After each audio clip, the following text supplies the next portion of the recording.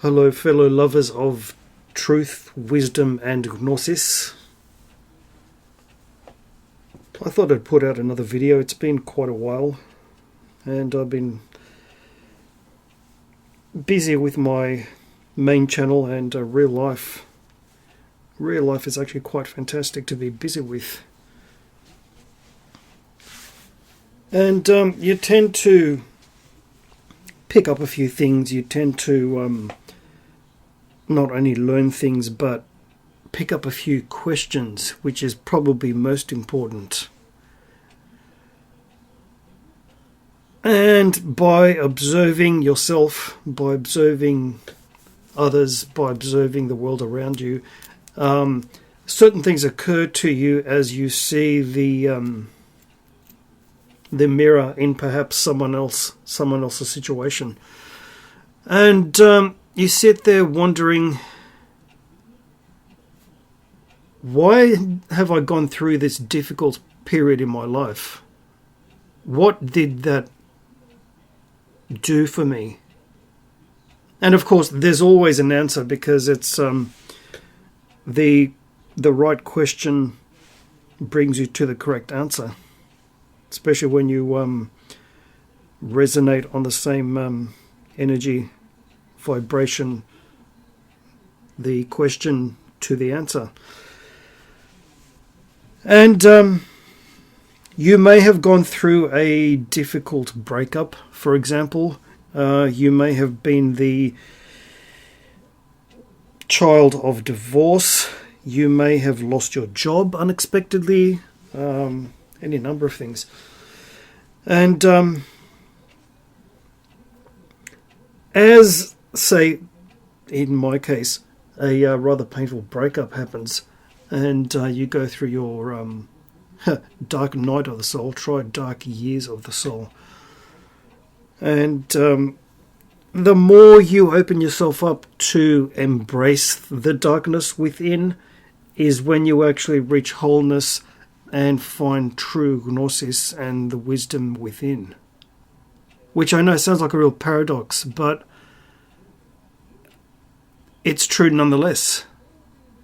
And which is why I have a problem with the new agey side of things, with their light and love and let's all think about positive thoughts. It's all very fine and good, but that is only, spiritually speaking, skin deep, and it doesn't really take you very far. It doesn't give any kind of depth. Whereas when you embrace your light self with your shadow self, you reach true wholeness. If you can imagine a unified yin-yang symbol, for example. And I realized in my situation that going through the darkness of the breakup enabled me to become the person I am today.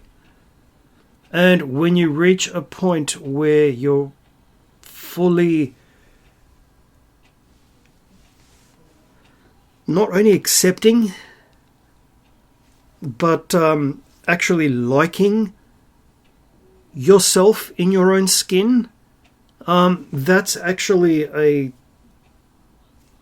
situation, an achievement that sadly few people actually reach. They can, though. That's the thing. We all can. We all have the faculties and the stuff to reach and do what we need to do, but few take the time, because yes, it takes effort. Yes, it takes going through night after night after night of the darkness of the soul, the dark night of the soul, and facing your shadow self, or your quote-unquote inner demons, and embracing them and actually loving them. Loving your shadow self. Loving now, okay, don't get carried away. Even accepting and embracing your ego mind in a way. Because when we conquer our ego minds and we spend so much effort against it, it's not to totally eradicate it, as I said in my last main channel video on BitChute. You actually reach wholeness, which is most important. And so what I find is helpful in one's spiritual journey is being open to learn. Just like my ancient ancestor Socrates would say, I'm badly paraphrasing here, the first step to wisdom is to know that you know nothing. Or I think that approaching the exact words would be, the first step to true knowing is realizing that you know nothing.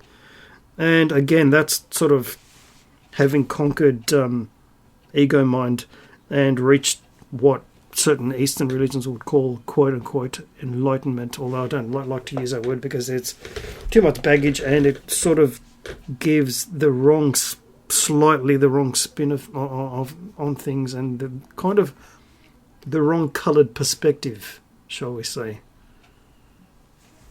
And you look back, hindsight is a wonderful thing. Hindsight is the tool of the seeker, is the tool of the...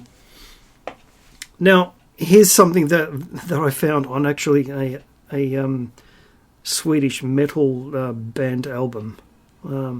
Yeah, I know, gotta love metal for that. The Mind Traveller. It is the tool of the Mind Traveller.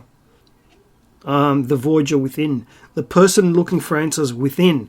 Not going to a tarot reader or a psychic, whatever, to find the answers that they actually have within. What are your vibes telling you? No. What is your own inner guidance telling you? We'll have the answers that we need.